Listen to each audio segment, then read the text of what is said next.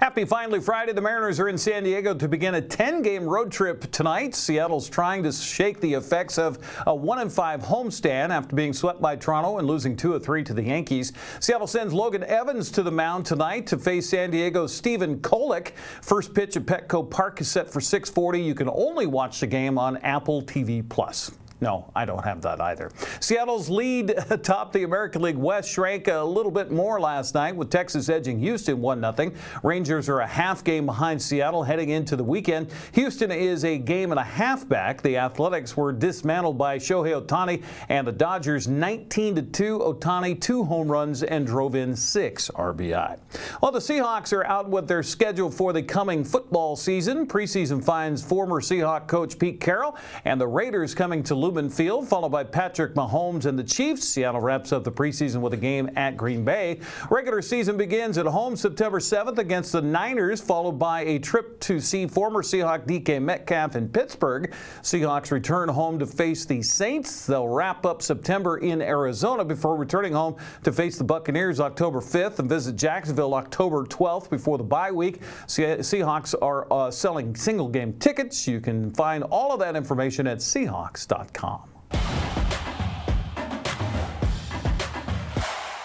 Well, the season's winding down for the Wenatchee Bighorns, who played their final regular season home game last night. Wenatchee erased an 11-point second-half deficit, came away with a 119-116 victory. Grant Olson had the call on the NCWLIFE channels. We pick up the action in the second half with the Capitals earning its largest lead. Now Price is going to go long range. Good. Benzel clears the boards for Salem.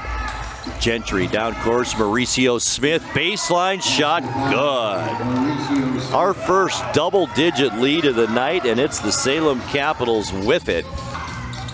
Pig Washington has it now. Quiet on the scoreboard tonight for Washington to Cromartie. Behind the back pass. Cummins. Good. How about that from Cromartie? All right, we're ready to go. Price once again will bring it in.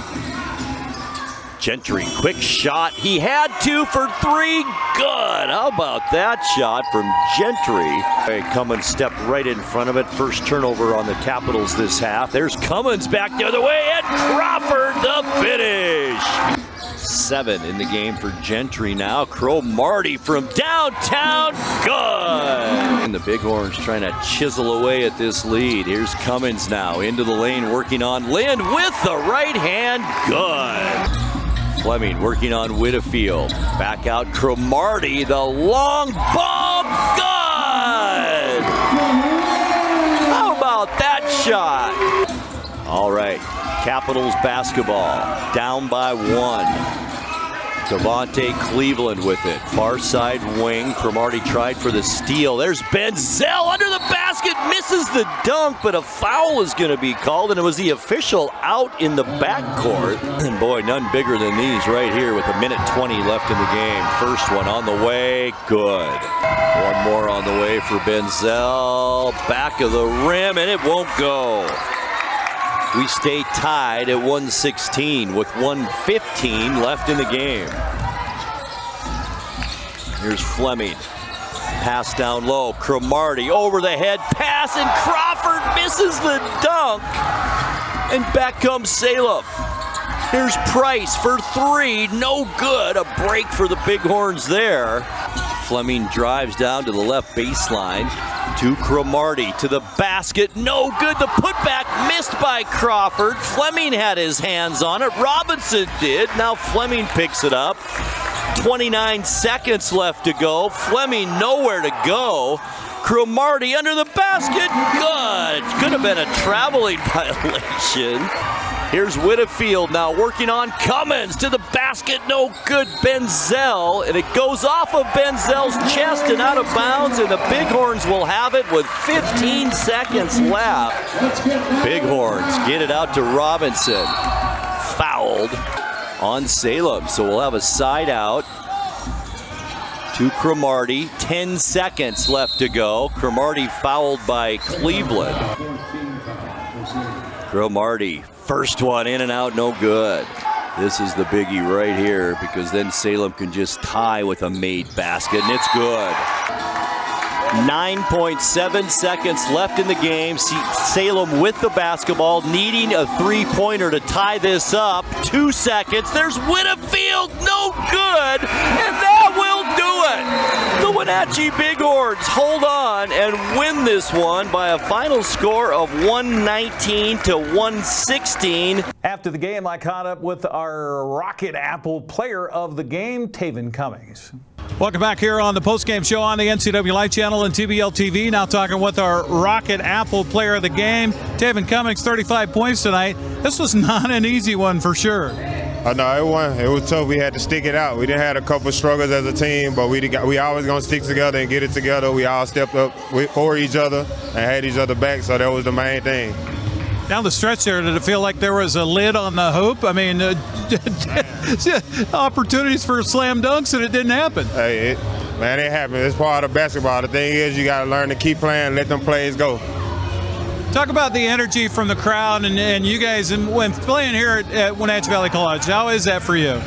I mean, we love it. I mean, the fans match our energy. We match the fans' energy. A lot of people don't know, but this started with us coming to the college games and making a presence, which they come back and they do the same thing for us. So us coming together, hey, it's like playing 5-on-6 in here with the home crowd.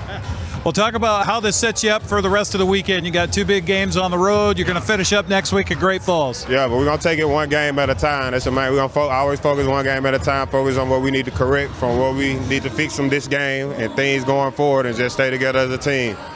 Well, you talk about the energy from the crowd. Talk about the energy of having Matt back, your head coach, after missing him for 3 games. Hey, man, I'm telling y'all don't know. If only y'all knew behind the cameras. But we love him, man. We're glad to have him back, man. That's our energy guy, man. He the one who boosts us up, man. He get us going. Chris Cromartie chipped in 29 points, including the final 4 in the victory. Wenatchee's at Vancouver tomorrow, Salem Sunday, before finishing the regular season at Great Falls next weekend. Rain and thunderstorms in the forecast Saturday have forced a cancellation for Wenatchee Valley Super Oval. Military Appreciation Night at WVSO will not happen tomorrow due to the forecast. Track manager Jeremy Anders says, quote, "We've been monitoring the weather all week and it has not gotten any better. We have a lot of teams, fans, and sponsors that sometimes have to travel long distance for the event and want to be mindful of their time and cost of fuel." Anders says they'll make up Military Appreciation Night August 2nd. Fans who purchase tickets online, you'll get a credit on your account. Wenatchee has added another district boys soccer title to their trophy case.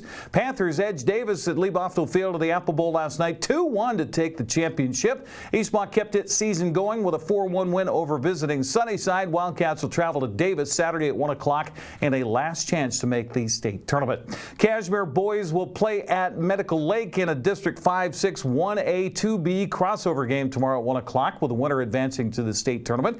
Brewster will host a state seeding game tomorrow at 3 o'clock against Wahluke. Royal is hosting Wapato for the district championship tomorrow. That's at 5 p.m. Quincy's on the road in Spokane at Gonzaga and will face West Valley for a chance to make the state 2A tournament. Their match will kick off at 2 o'clock.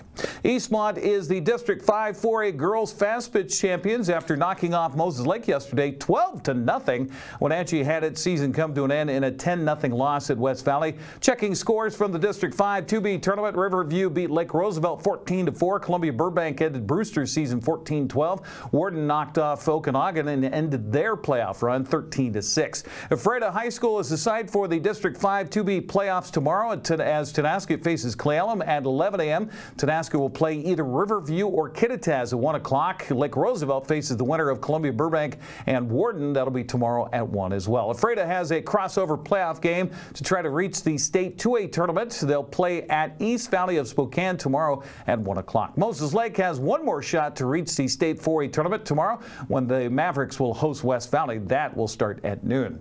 Moses Lake and West Valley's baseball teams face off this afternoon for the District 5 4A championship. Eastmont's hosting Sunnyside in a loser-out contest. Now, if Eastmont wins, they'll play at the loser between Moses Lake and West Valley tomorrow at 1 o'clock to try to reach the state tournament. Cashmere and Chelan have a date to settle the District 5-6 1A championship tomorrow night at Yakima County Stadium. That starts at 7. District 5 2B tournament moves to Wenatchee Valley College and Big Bend Community College tomorrow. Okanagan plays Tri-Cities Prep in the morning at 11. That's followed by Kittitas and Liberty Bell at 1:30. Winners of the first 2 games will face off at of 4 for the championship. Losers of the first 2 games face off at 6:30 for a last chance to reach the state tournament. Brewster faces Riverview at Big Bend tomorrow at 1 o'clock. Winner between Brewster and Riverview will face Warden at 3:30 and a last chance to reach states. That's sports news. I'm Eric Granstrom. Have a great weekend.